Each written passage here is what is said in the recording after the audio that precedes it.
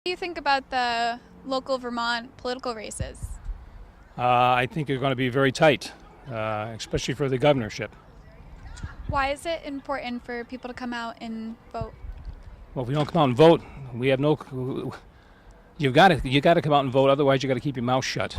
All right, you can't start complaining about how our government is not working for us if you don't exercise your right to come out and vote. We've got a pretty close race, apparently, for the governor, and it's good to have close races. Both candidates are competent, and that's good.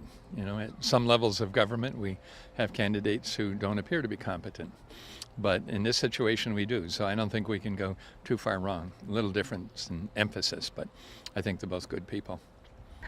We need the Republican to turn things around. And can you elaborate a little more on that? We need jobs staying home. We need our kids staying home. And since the Democrats have been there, they've been leaving like crazy. We should have somebody in control to keep the folks at home.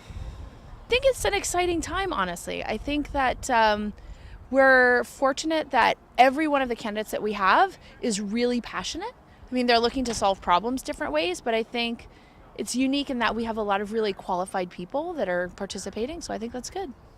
I think the top ticket races, the governor, lieutenant governor, are going to be pretty close. And the voting on the TIF, how did you get your head wrapped around that?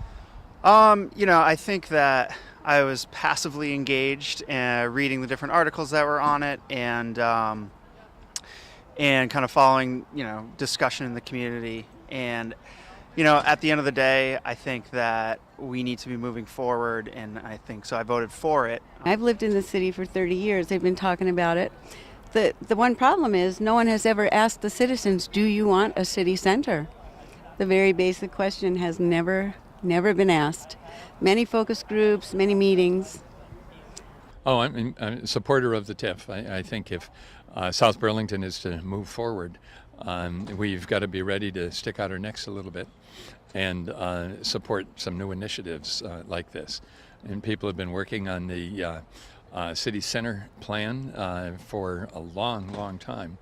And this is a great opportunity to realize that, or at least to take the next step. It's a cautious step. I don't think anybody wants, more Kmart parking lots, right? So I think to be able to have an area where the planning is thoughtful and everyone stands behind it, I think is important.